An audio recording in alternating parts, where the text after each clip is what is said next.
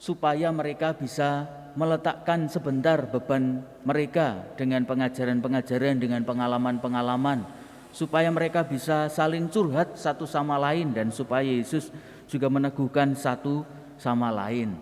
Karepe maunya begitu, tetapi karena begitu banyaknya orang, akhirnya mereka tidak bisa beristirahat karena ada banyak yang harus dilayani. Saya sempat membayangkan bahwa mungkin di masa PPKM ini, di masa kita harus berada di rumah ini, sebetulnya kita diberi waktu untuk diam bersama-sama di rumah, tidak hanya bersama dengan TV atau bersama dengan HP kita saja, tetapi sebetulnya juga bersama dengan Yesus. Lalu kita mendengar apa yang disabdakan Yesus pada kita. Kita diingatkan, diteguhkan, mungkin kalau ada yang kurang ya dikritik sedikit atau dibenarkan sedikit, diberi petunjuk mengenai mana cara yang lebih baik. Mungkin begitu, seperti saya membayangkan ada orang tua yang memberi dongeng kepada anak-anaknya. Sebelum misa tadi saya lewat di belakang, ada anak-anak bermain. Beberapa hari ini kami bersama dengan teman-teman yang melakukan dekontaminasi, pembersihan di rumah-rumah, bertemu juga dengan anak-anak di rumah-rumah.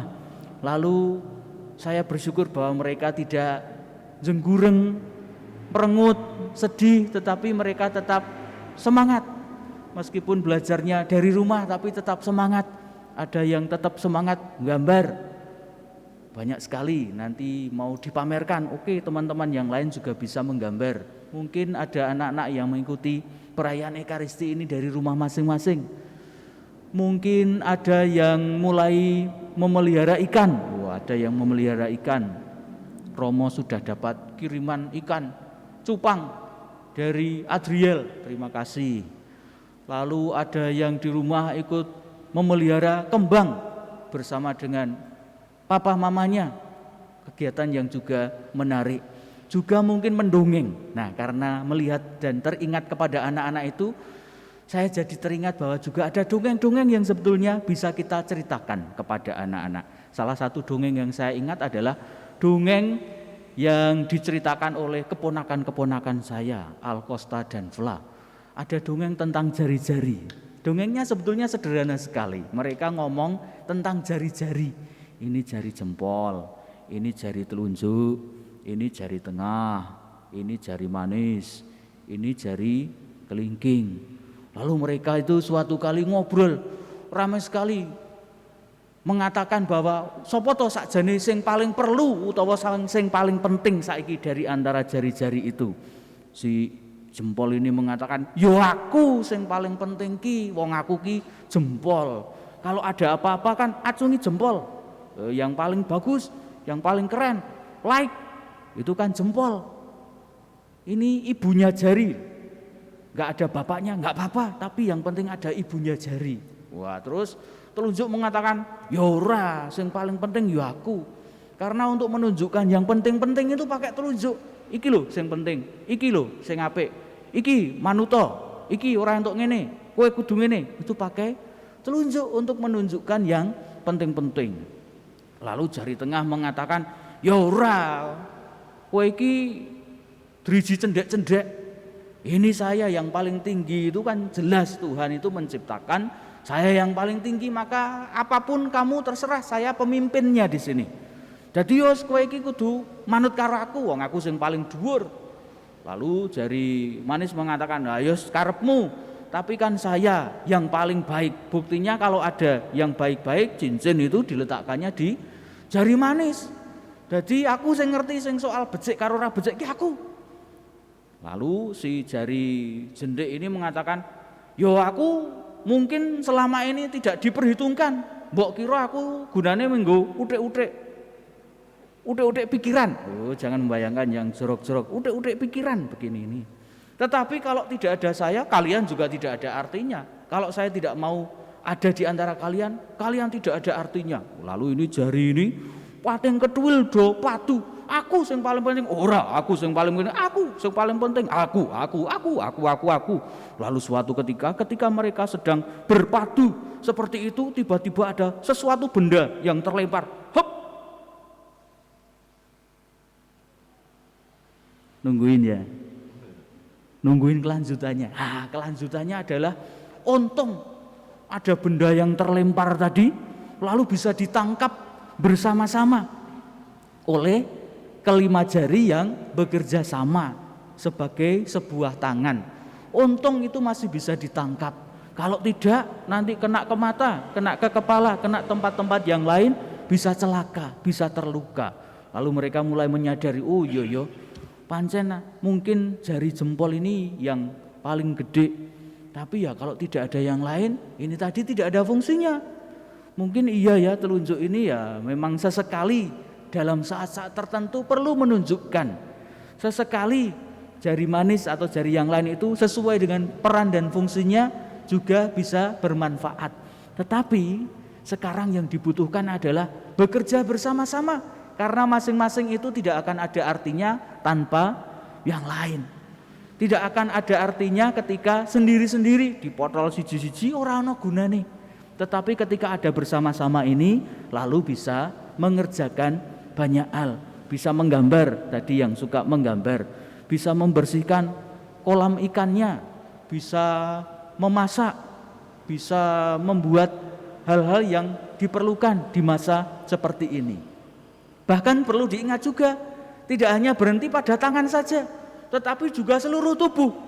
Maka kita bergerak itu bersama-sama seluruh tubuh, dari ujung kepala sampai ke ujung kaki, semua ikut bergerak bersama-sama. Mungkin itu yang bisa menjadi pembelajaran bagi kita di masa pandemi seperti ini. Mungkin pada awalnya kita mengatakan koyo jari jempol, iki pokoknya aku yang paling gede, aku yang paling ngerti, aku yang paling tua, aku yang paling mudeng, dan lain sebagainya. Tetapi itu saja tidak cukup. Atau ada yang sukanya nunjuk-nunjuk, kudune ngene iki, kudune ngono kuwi, apike ngene iki, apike ngono kuwi, ning ora melu nglakoni. Jadi itu saja belum cukup. Atau yang merasa bahwa iki aku sing paling dhuwur, aku sing paling kuwasa, aku sing luwih timbang kowe-kowe kabeh, aku yang lebih dari anda-anda semua orang-orang lain. Tetapi juga tidak berbuat apapun karena tidak mampu kalau hanya jari satu saja. Atau jari manis ini yang selalu mengatakan wis to sing penting sing apik-apik wae, yang baik-baik saja. Wong nyatanya kita tidak sedang baik-baik saja kok, disuruh baik-baik saja. Atau yang jari utik-utik ini tadi, ana apa wae sak karepmu pokoke iki utik-utik wae. Ana apa-apa apik ya diutik-utik, ana apa-apa elek ya diutik-utik. Lalu juga tidak akan ada gunanya. Ketika itu ada bersama-sama, lalu bisa menangkap dan mengamankan bersama-sama. Maka ketika mendengar kabar-kabar mengenai apapun yang terjadi di sekitar kita, sebetulnya kita bisa menciptakan kabar baik, menciptakan kabar baik, menciptakan kabar baik. Pisan meneh, menciptakan kabar baik. Sepisan meneh, menciptakan kabar baik. Orang Katolik menciptakan kabar baik. Kalau cuma share wong liya ya iso. Tapi kita menciptakan, ada yang menciptakan gambar yang bagus ketika anak-anak bersama-sama tinggal di rumah dengan kedua orang tuanya makan bersama. Ada yang menciptakan cerpen tulisan yang bagus sekali, merefleksikan bagaimana rasanya, sedihnya, tetapi juga ternyata ada syukurnya. Ada ibu-ibu yang mengumpulkan apa yang mereka punya lalu menyapa keluarga-keluarga yang harus tinggal di rumah. Ibu-ibu tadi mengumpulkan, menyiapkan 64 paket saya kira untuk diberikan kepada keluarga-keluarga yang ada di rumah supaya mereka tidak kehilangan cemilan, tidak kehilangan nutrisi. Ada teman-teman yang berjuang. Kalau Anda sekarang ini melihat atau mendengar suara ambulans, jangan dimarahi atau jangan diseneni. Ojo ngomong ambulan meneh. Tapi ingatlah bahwa setiap kali itu ada mereka yang ada di dalamnya sedang berjuang untuk keselamatan orang-orang yang membutuhkannya. Ketika kita ada di rumah tenang-tenang, mereka malam-malam bahkan dini hari memakamkan, membantu saudara-saudara yang sungguh-sungguh terbatas seperti itu. Mula nek krungu sembayangno, nek kuat sepisan sembah bekti ya sepisan wae, saya bengi, saya akeh, saya apik. Karena justru itulah perjuangan hidup kita selama ini. Ada banyak hal yang bisa diciptakan, tidak hanya dibagikan, tetapi diciptakan. Kita masing-masing yang menciptakan kabar-kabar baik itu dari antara keprihatinan-keprihatinan, kesedihan-kesedihan, dan keterbatasan-keterbatasan kita. Sebagaimana dongeng mengenai jari-jari itu, kita juga sebetulnya bisa ambil bagian di situ. Siapapun kita memiliki peran, berkat, potensi, kemampuan untuk ikut memecahkan masalah-masalah yang kita hadapi di masa pandemi ini. Tadi suster menceritakan bahwa bersama-sama Suster Gregorista dan Suster Anas nelponi satu-satu yang terlapor sebagai ini ketok loro jajal ditelepon, piye kabarmu, sehat, apik? Iya suster, kok tahu? Iya, diberitahu sama Roh Kudus kok. Nomornya ini. Oh ya, semangat ya, sehat ya. Macam-macam yang bisa kita buat, kita ciptakan. Kabar baik itu kita ciptakan di masa seperti ini. Maka marilah kita bersyukur atas setiap hal baik yang telah kita buat dan kita kembangkan dan kita teruskan supaya apa yang baik yang kita mohon, kita alami, kita yakini, kita mantapi dan kita perjuangkan bersama-sama menjadi salah satu hal yang membuat pandemi ini lekas sirna dari dunia kita sehingga kehidupan menjadi lebih baik lagi.